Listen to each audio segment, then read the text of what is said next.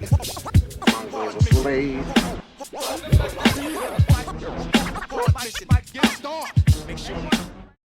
Some of the most baffling booking decisions probably in a really long time took place on the July 21st episode of Smackdown.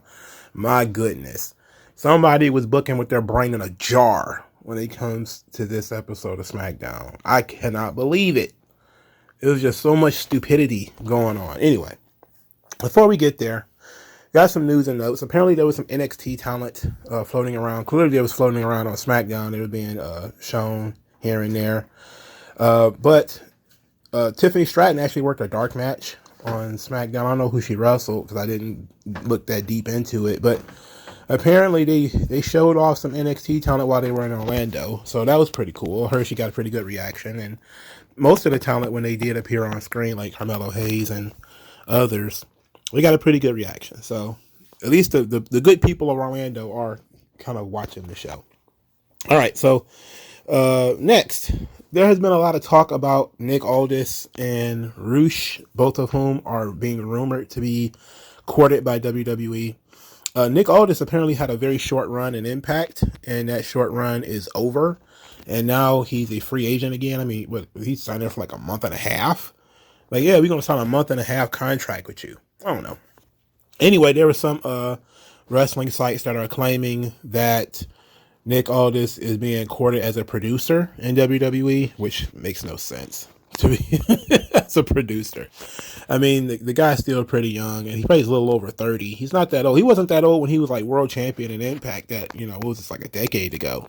So he's not that old now.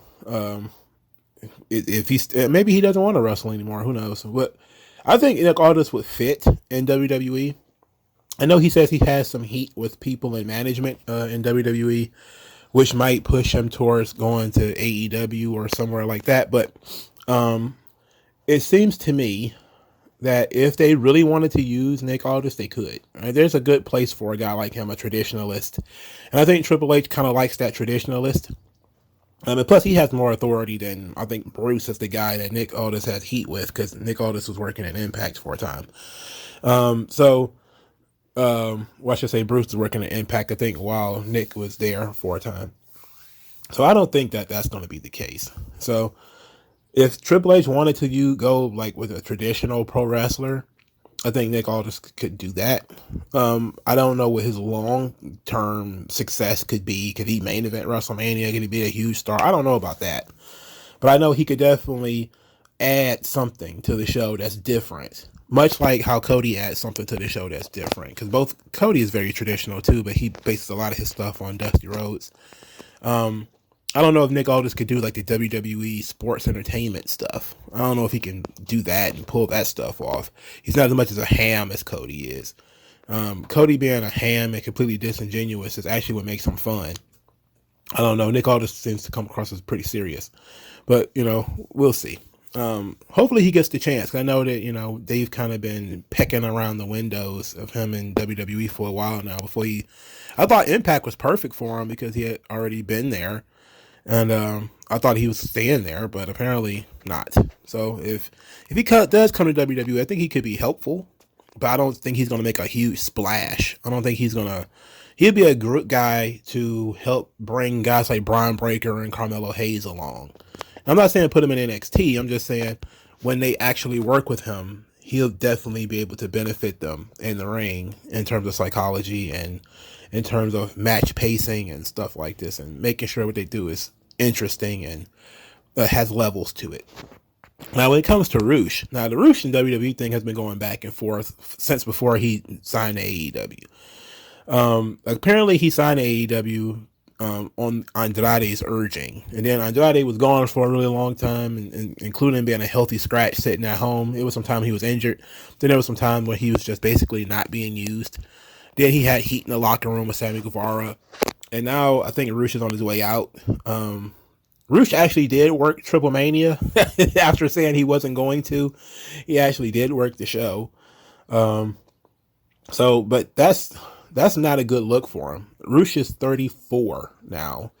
I don't know how his English is, but his English isn't very good. He comes across as being big, but that But then again, everybody in the Indies is pretty small, so I don't know if Rush is legitimately big. But I look at his tenacity and his ferocity, and I think Rush could get over in the WWE without being able to speak English. And I think Triple H has that opportunity to really establish the international talents without having them cut long promos by doing what he did in NXT. And I think that was the most successful part of NXT, is when people were not good on the live microphone, they utilized vignettes. And I remember the vignettes he did for Roderick Strong, the vignettes he did for Io Sky. I don't remember a lot of the in-ring promos from that time, but a lot of the vignettes that were done really elevated the talent without them having to cut a live promo. And if he was to utilize that today, then some of these talents who aren't very good at cutting promos can still become engaging characters through the work of vignettes. And that's probably the best way to do it if you bring in a guy like Rush. The only problem I would have is, do you send him to NXT first? Because his brother is in NXT. Do you send him to NXT first, and it's him and Dragon Lee basically beating up people in NXT? And then, you bring him up after a year? I don't know. I like Rush. I was a big fan of him in Ring of Honor. I watched his stuff in Mexico. I liked his stuff in AEW. He was just underutilized. They didn't quite know what to do with him because he wasn't a Lucha brother, and therefore he's not he wasn't like Phoenix and the rest of these guys. He works a more heavyweight style. He's not a flippity do luchador. He's a punch you in the face, kick you in the mouth luchador, and he works very stiff too. That might be a problem, especially at some of the upper levels of the card. I know that Gunther works stiff, but there's some guys that don't really like that whole working stiff thing. So that I would definitely like for Rush to be in WWE. I'm a big fan of Rush. If I can only get one of the two, I would take Rush, because I think he probably fits more, and you could probably use him in a much better position. And it's always better to have people who have never been there before and who are dynamic. And I think Rush is dynamic in that way, so he could be very useful.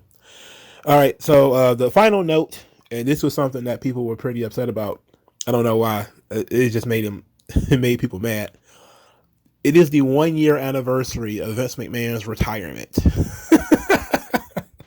The 1 year anniversary of his Twitter retirement, where he told people he was done, and then he came back like a phoenix. He rose from the ground with more power than ever a couple of months later.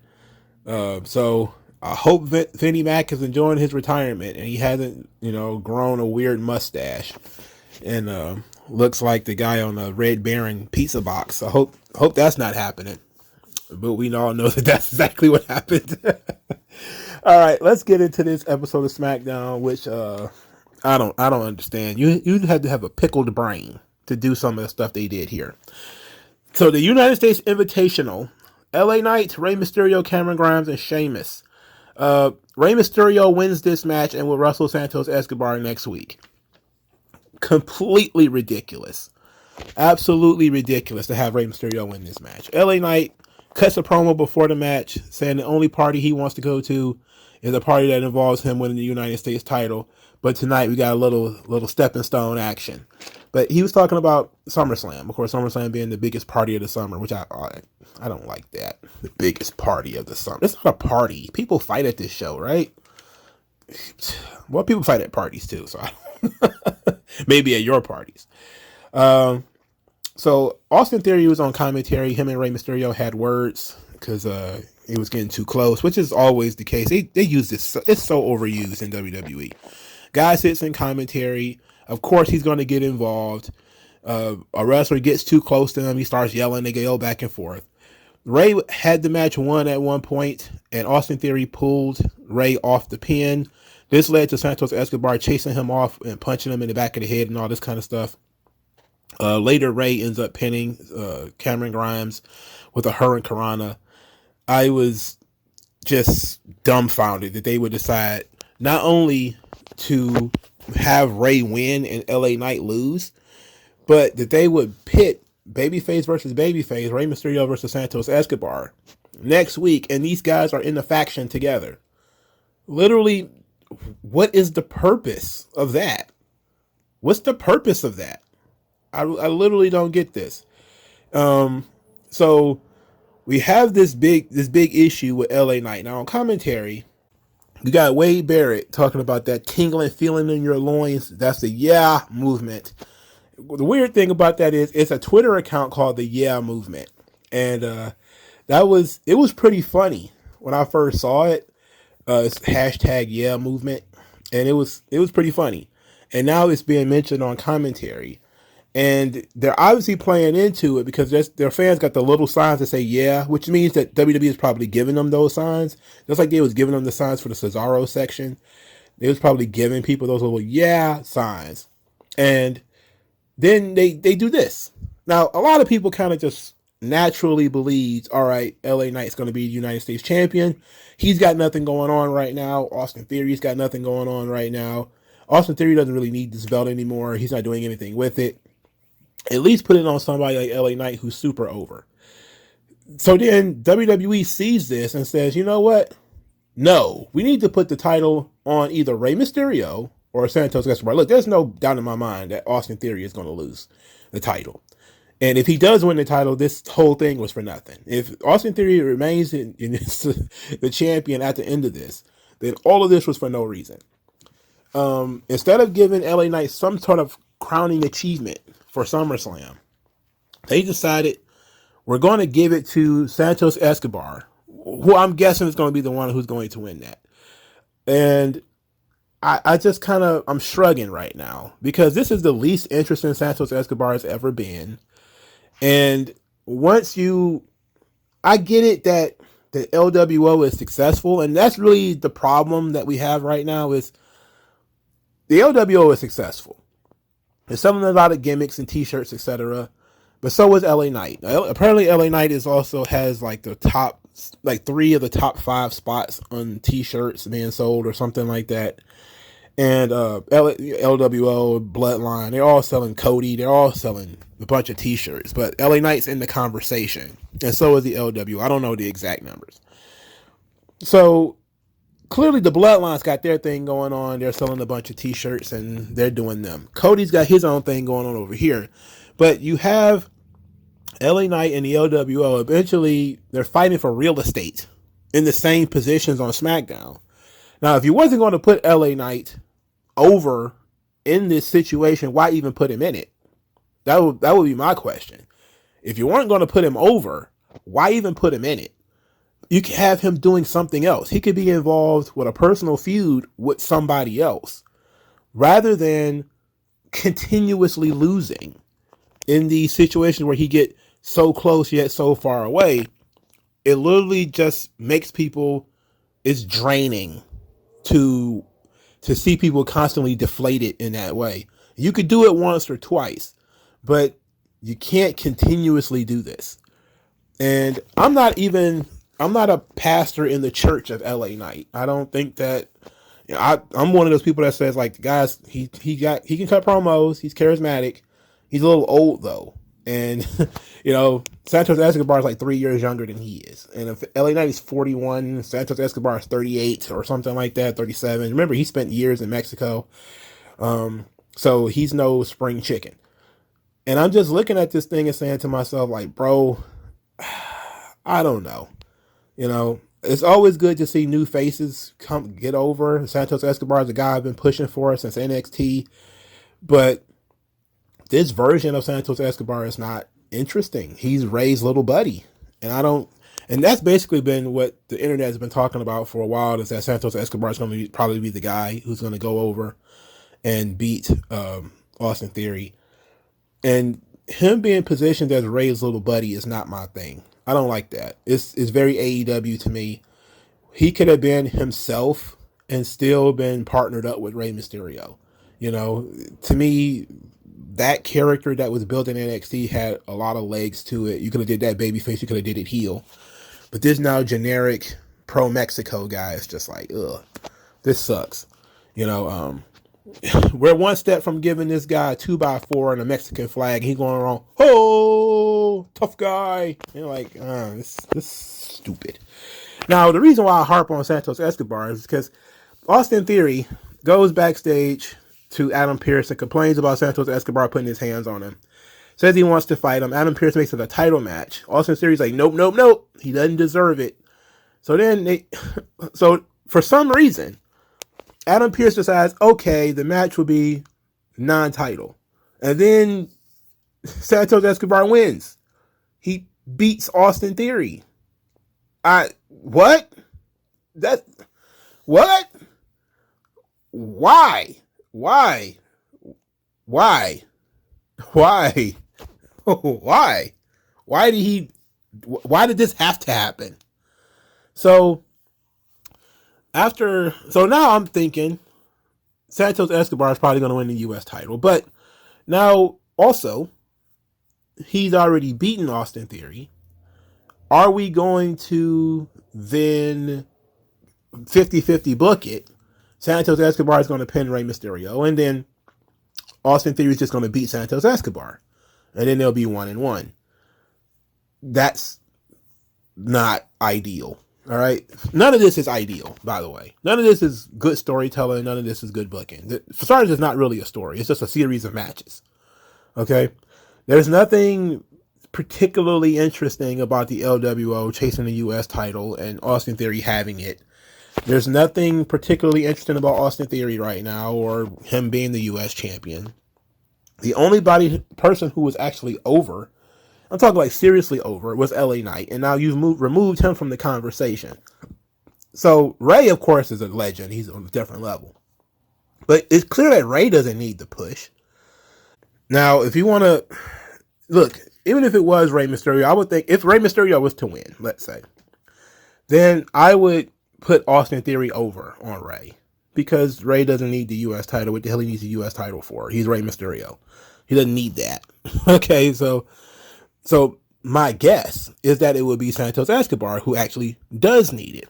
But his character is so uninteresting right now that I wouldn't do it. So, but this is just a mess. So Austin Theory loses clean in a non-title match. And look, I get that you want to, support the people who are over, but this should have been a disqualification. This should have been Austin Theory runs out on the match. He cheats. He should have done something and got out of this. But this was so dumb as far as I'm concerned. Austin Theory is not over enough for you to do this. Like, this is a guy who just beat John Cena. Now he can't beat Santos Escobar? That doesn't make sense to me. Like, he beat John Cena 3 months ago, and now all of a sudden he can't beat Santos Escobar by himself? This is odd. This is really odd. I don't like this. And look, I like Santos Escobar, but I don't like this version of him. This is not good. And then you're going to go through this babyface versus babyface match between Ray and Escobar. How is anybody supposed to get over here unless one of them turn heel? And that's not going to happen because they're selling too many gimmicks. So you're not going to turn either one of them heel. So what are you going to do? You're probably much better off just going with the original plan or what the fans wanted, which is LA Knight. Now, even though LA Knight is technically a heel, quote unquote, him versus Austin Theory could have done great work for both of them. Austin Theory gets to work with somebody who's over. He gets to, spar with LA Knight a little bit, even though he probably would get torn up. It would have been interesting. Here, Santos Escobar, who doesn't cut interesting promos anymore, who doesn't have any interesting character traits or anything, he's going to be wrestling Austin Theory, who doesn't have any interesting character traits, doesn't have an interesting promo, has nothing to talk about, and we're just sitting here all just like, well, at least the match will be good. But then you say, okay, we'll just give you the match in the middle of Smackdown, non-title, and in a clean finish. It's like, okay, well, now I have no interest in watching this. I had very little interest in watching it because the people involved are not interested. They're not hot. And then you say, we'll just give you the match. And now you've blown the novelty of the match. Like, this is terrible booking. This is awful. It's truly awful. I don't understand any of this shit. But, we're stuck with what we're stuck with because Triple H is doing what Triple H does.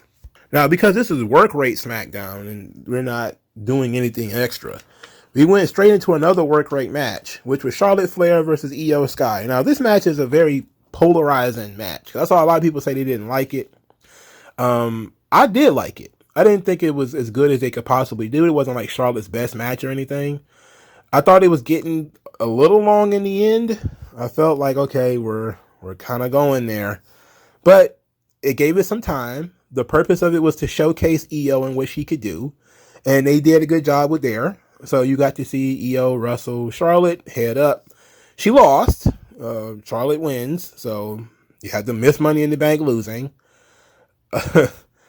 Another thing that just makes me shake my head. Now, apparently, according to PW Insider, Io was supposed to wrestle Zelina Vega, but she was pulled from the show. Apparently, she's got COVID. So apparently, some people were pulled from the show, and Zelina Vega's being one of them. So this is basically a replacement. And if that was the case, I'll be okay with that. And plus, it doesn't kill Io to lose.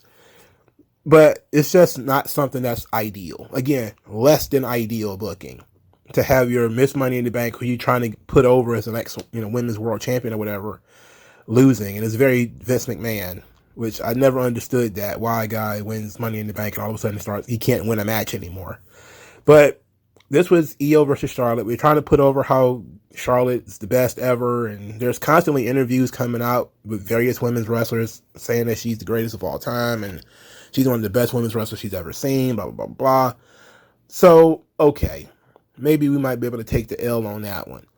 But the match itself, I think it was fine.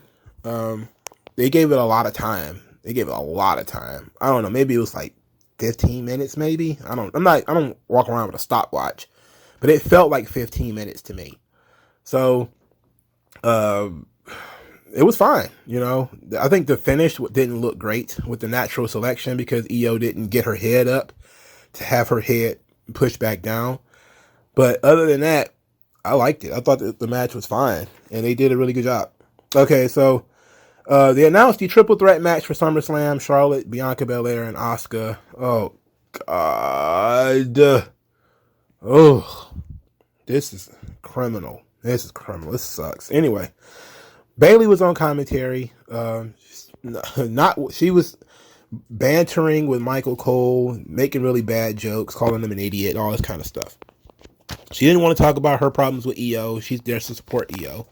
She didn't want to talk about Shotzi, or she didn't care about Shotzi. She was there to support Io. And so then Charlotte, of course, got near Bayley. We literally just did this in the previous match, right? Somebody's on commentary. One wrestler gets too close to another one, and then all of a sudden they're yelling at each other. So Bayley is distracting Charlotte. Then she leaves commentary because Io is, falling in a hole and she can't get up.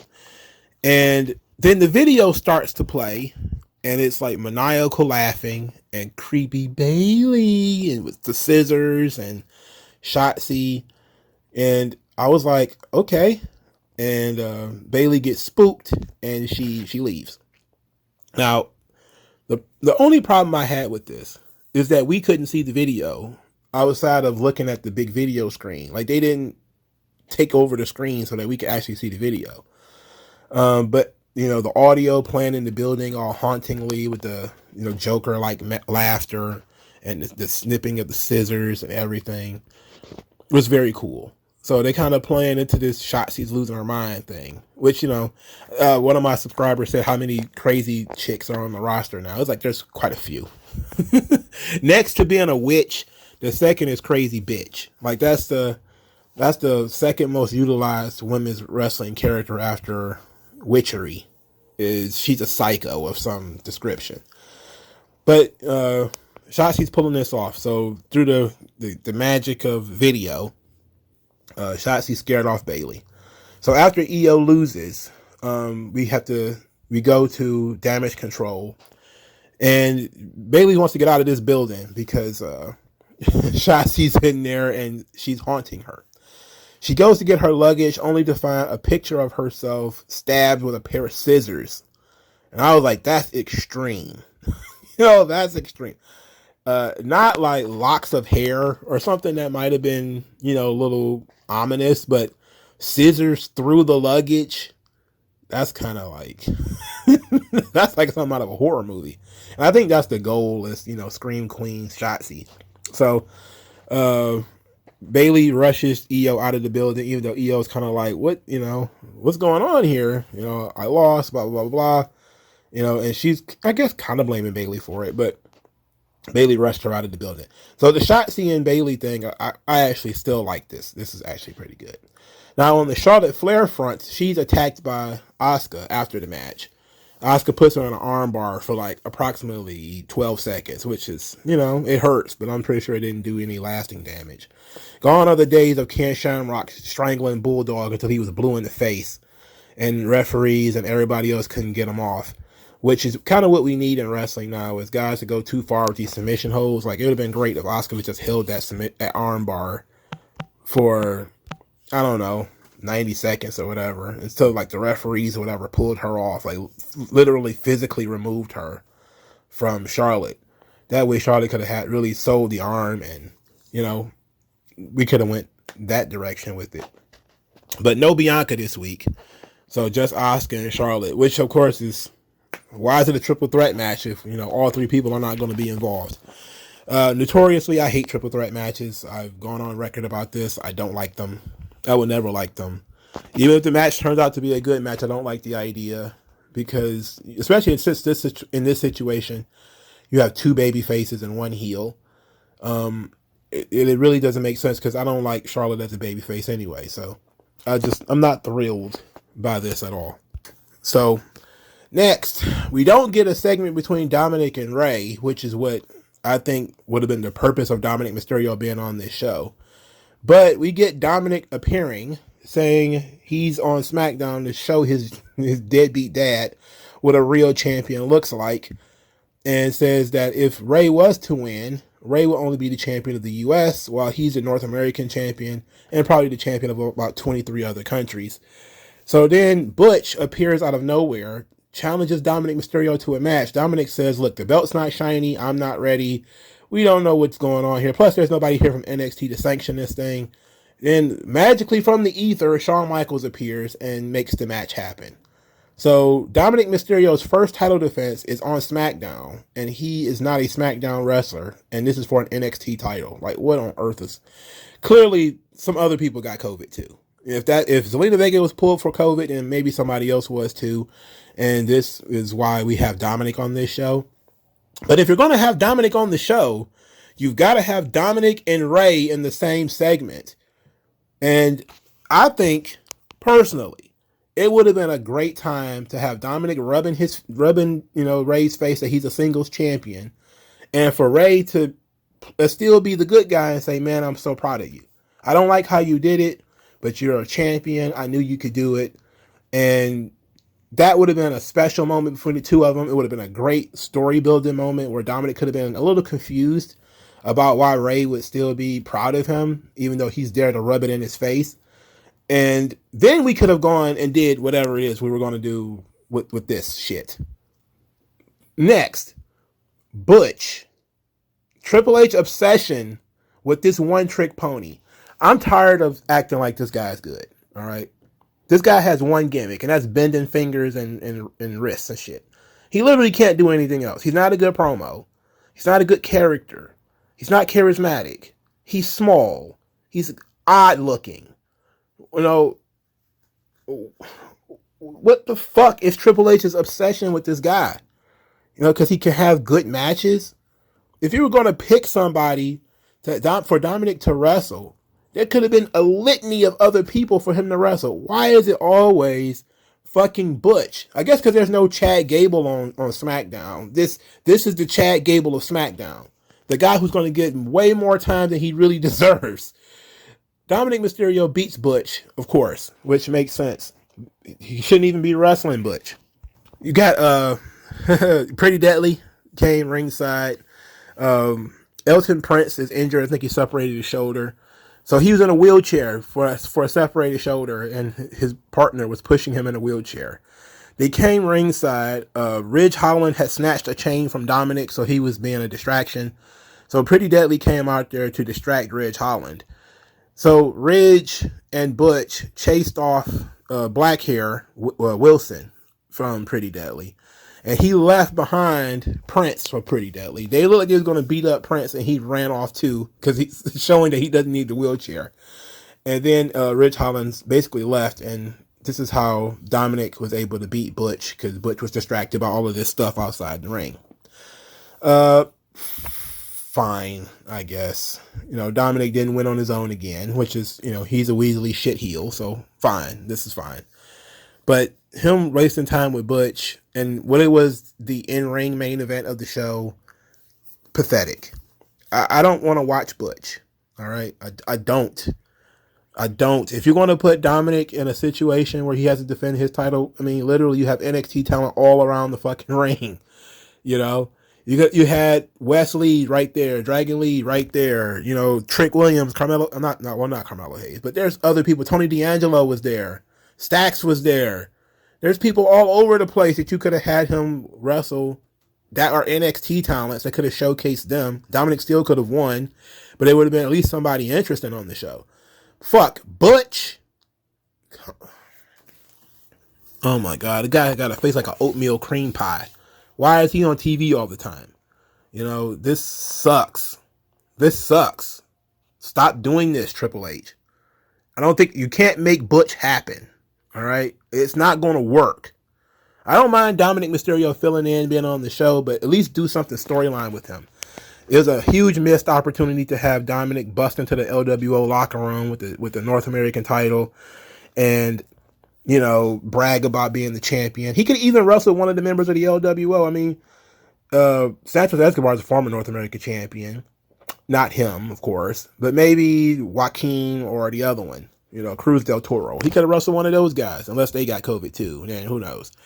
But there could have been literally somebody else, anybody else, rather than fucking Butch.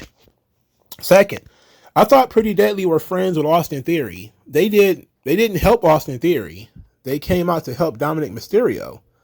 Now, I'm guessing they came out because Ridge Holland was involved with the injury to Elton Prince. And that was a whole thing on the internet with Ridge Holland having to defend himself from people who were basically blaming him for Elton Prince's injury. Yes and no. Yes, he hit the move, but no, injuries happen. This is wrestling. I don't think he did it on purpose. He's not quite Nia Jax careless, but this is the second person with a serious major injury after working with Ridge Holland. So it's enough to raise an eyebrow, but I wouldn't exactly blame him for Elton Prince's injury. But at least that explains why Pretty Deadly was out there. Still, I don't know. I didn't like this. It's whatever. It's too much brawling brutes. Just too much. Need to break them up. Get Butch out of here. Ridge Holland needs to have some of this, some of this shine. I know we was just talking about him maybe not being the right guy in terms of him hurting people or whatever, but he's got a far more bigger upside than Butch. I'm sorry, Butch's only gimmick is that he bends your fingers back. Maybe Ridge Holland needs to start doing that. Maybe that, somebody needs to just start saying, look, this is not a talent. I can bend your fingers back too. I can bend your wrist back and your elbow and shit too. I can do that. It's literally not a skill. It's something anybody can do. It's dumb. Stop it. All right. So, Lashley was hanging out with Carmelo and Trick Williams this week. He was hanging out with the Street Profits last week. What are they trying to do here? What are they trying to say? Everybody, of course, going to Hurt Business, some kind of black stable. I don't know. You can't have the Hurt Business without MVP. You need MVP. MVP is he was the stick of dynamite, the wick. You need to get the wick together. So it was interesting. Once again, it's basically just a cameo for Lashley. He doesn't have anything to say, nothing to do, really. He's just kind of there. All right. Main event. Well, the final segment with the rules of engagement. Jey Uso and Roman Reigns in ring together. So before we get into the content of this, let's look at the symbolism of it. So Roman is wearing a shirt that says "The Only One," which is an inversion of the Usos' "We the Ones" shirt. And Jey Uso is wearing a shirt that says "The Real Chief," which of course is an inversion of Roman Reigns' Tribal Chief shirt. So I like this. It's showing that they kind of taking shots at each other, and basically it's a way of sort of sharing the same concept where, one moves over to this one. It was very well done. It's kind of subtle. They didn't make a big deal out of it, but if you're paying attention, you'll know that, the Usos have all of a sudden adopted Roman's language, and Roman is starting to adopt the Usos language. So we get into the content of this thing, and Roman wants to know if Jey still wants to do this. Jey, of course, I gotta do this. I gotta get you. And because of what he did to Jimmy. So Roman says that Jey can't get him because Jey don't get it. He's just a soldier. He's just a pawn in this thing.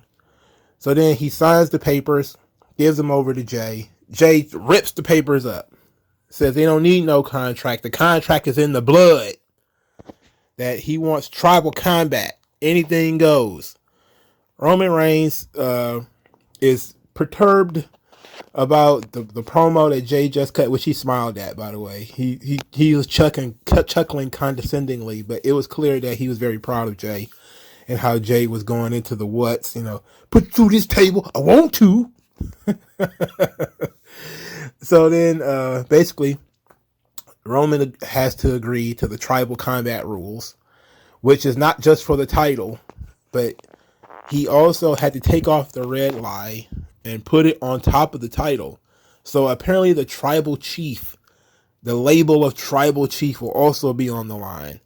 Now, I think that the tribal rules, and I'm not sure if I misheard this or not, but the tribal combat rules are not just no disqualification, anything goes, but also it bans anybody from inside the family from being involved in this. If that's the case, then basically you're just setting up for somebody outside the family to get involved. But I don't think nobody has gotten involved so far. So Roman's just going to have to win this match clean, I guess. So the pot is the title plus Roman's title versus Jey Uso's pride. And at this point, once Roman and Jey shake on it, and they do, Roman tries to leave the ring. Solo attempts to attack Jey. Roman stops him, grabs him by the arm. Solo is surprised. Jey kicks Solo in the face, and that's sort of the end of that. And Solo's taken a lot of bumps lately. He's been exposed a little bit in this situation. The Usos have been beating the hell out of Solo the last couple of weeks. They've been beating the hell out of that guy the last couple of weeks. So that's the main event of SummerSlam. Jey, Roman, tribal combat. We don't really quite know what that means, but it's just basically a fancy way of saying no disqualification, no count out, no holds barred. So I'm interested. Clearly they were going to have to do something that was going to keep people's attention. Tribal combat being an option, I guess. It's one way of doing things. I would have liked it if they did something that was more recognizable instead of something that's very just a new mix of no disqualification. They always keep creating this new version of no disqualification matches. And it's basically the same stuff over and over again. So they're going to use pretty much the same weapons they always use, which is why I'm kind of tired of no DQ matches. Maybe they'll break out, something different. I know this would be a different kind of match due to the drama of the Bloodline matches lately. It's going to be low on action, probably high on drama, so a lot of selling and, a lot of verbiage and stuff like that. So it ought to still be a very good match.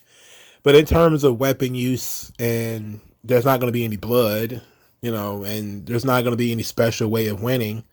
So it's okay. It's a mid idea, but it might be a grade A execution. I still love that Roman is, somewhat concerned about fighting Jey and gave Jey the opportunity to back out, and Jey feels honor bound to do this. He's honor bound to end this Roman Reigns problem, and I love that. So this whole thing was very strong. Continuing the schism between Solo and Roman, which is useful in the long term storytelling beat of, Solo gonna get tired of Roman, pushing him around and everything and being the reason he gets beat up.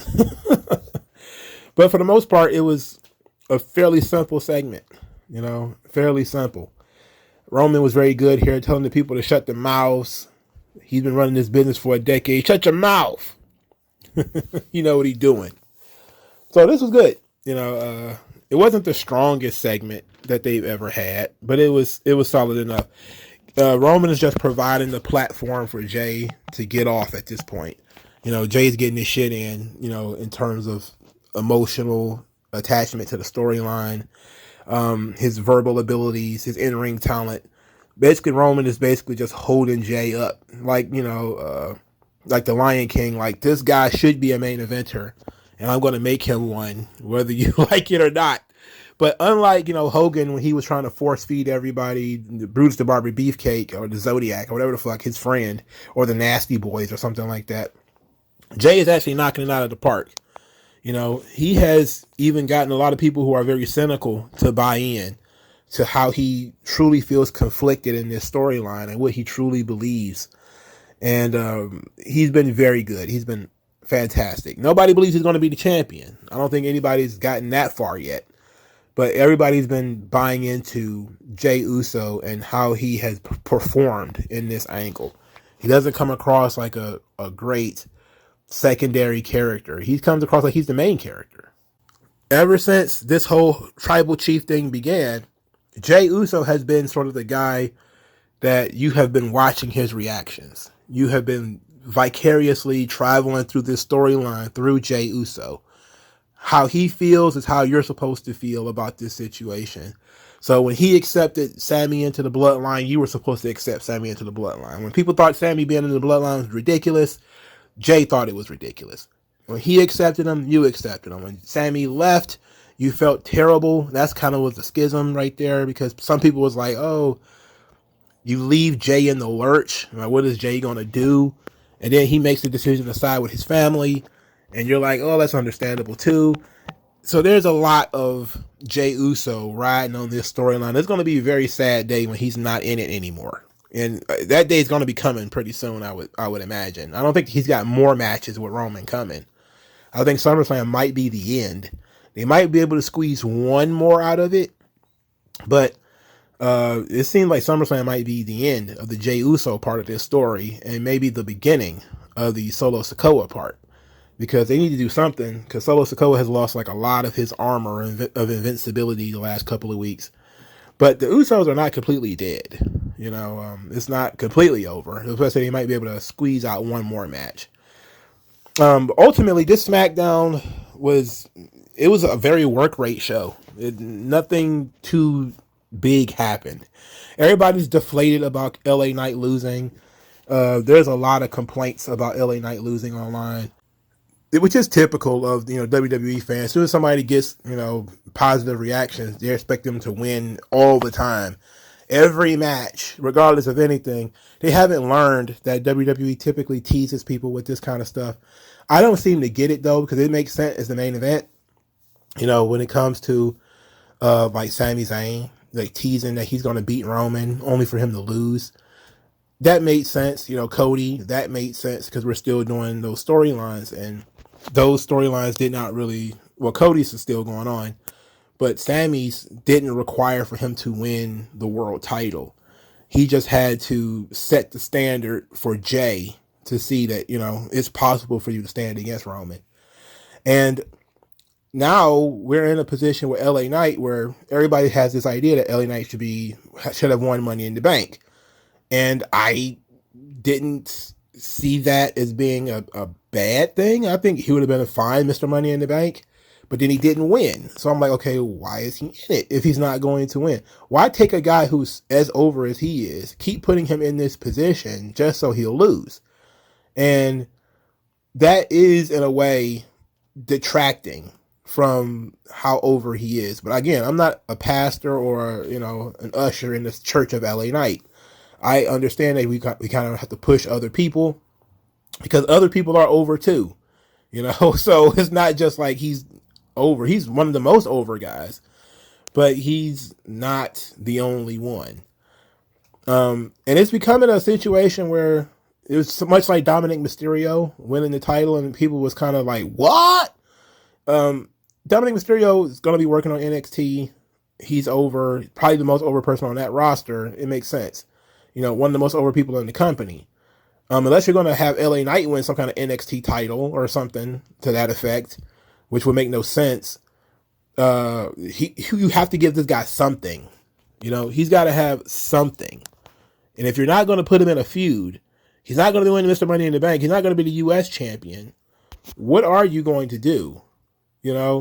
So we're in a tough situation where you can't just have this guy show up once a week, cut a promo, and then disappear. Like, he's not going to stay hot if you do that.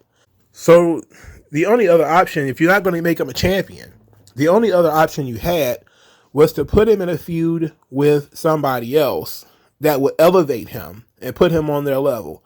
So the idea would be maybe he would wrestle somebody like Edge, right? I think most people would say, okay, he's not going to be Mr. Money in the Bank. He's not going to win the U.S. title, but he might get to share the ring with Edge, and he get to do some stuff with Edge.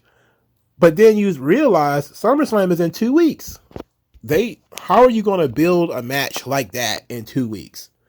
Is it going to be like an open challenge? LA Knight's going to challenge anybody to come out there and face him, and then it's going to be Edge or, somebody of that description?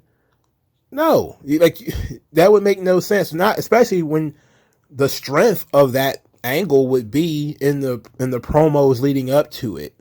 That would be the strength of it. So you're coming across like LA Knight literally has nothing. It's not that he's not getting what we want him to have. He literally has nothing. Like when it comes to Sami, there was always the belief that, okay, Sami Zayn's not going to be the world champion. He's going to wrestle the Usos though. And we saw that in the tunnel. That's acceptable. Cody, a little bit more fuzzy. He's going to feud with Brock Lesnar. He's still feuding with Brock Lesnar. A little fuzzy to why he couldn't be the champion and do that, but that was at least something. With LA Knight, you've got nothing. There's no US title, there's no tag team title, there's no world title, there's no legend for him to feud with, there's no young boy for him to feud with. He's literally just stuck there,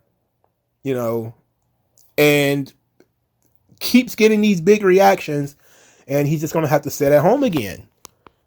You have to respect the fans that at least are saying, we wanted you guy to be the world champion. You decided not to do that. We wanted you guy to be Money in the Bank winner. You decided not to do that. We wanted you guy to be the U.S. champion. You won't even do that. So why should we even continue to invest in this, angle? Why should we continue to invest in this guy? Clearly, you have nothing planned. Now people are sitting here like, his push will begin after SummerSlam. It's like, this has been going on for months already. This has already been going on for a long time.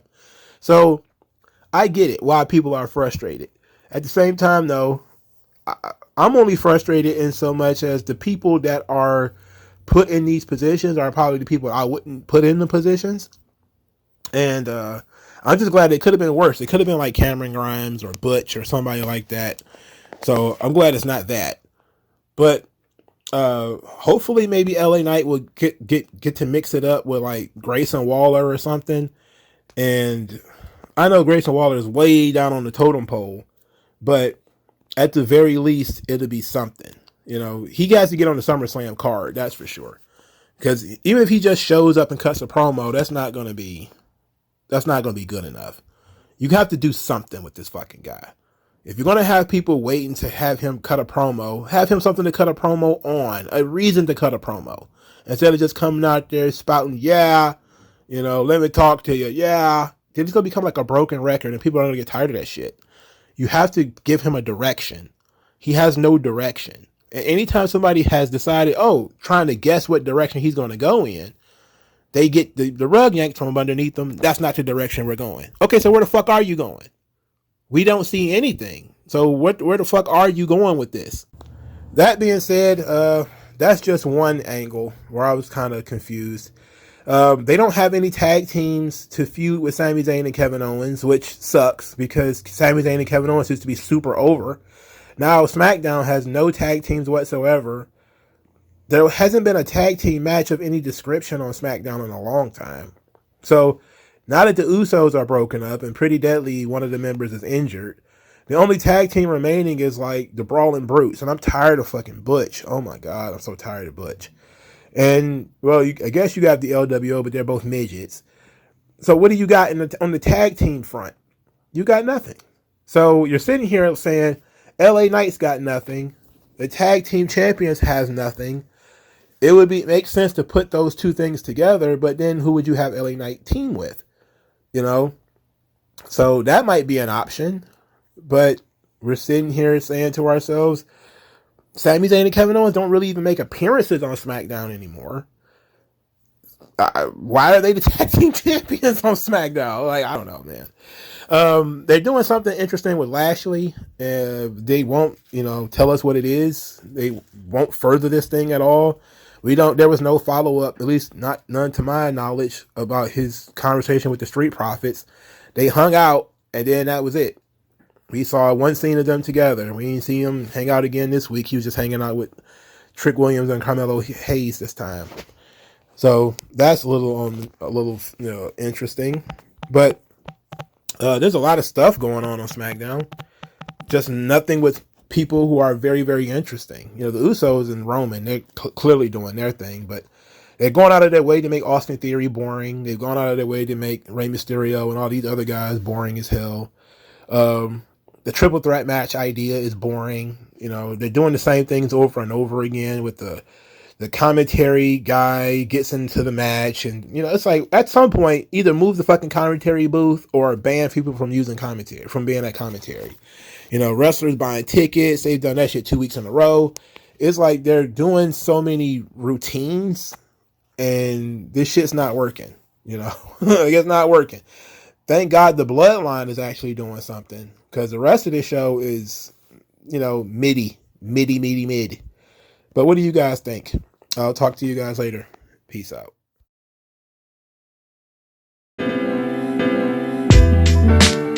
Tell me what's worse than learning all that you led to believe was all horse crap. They distort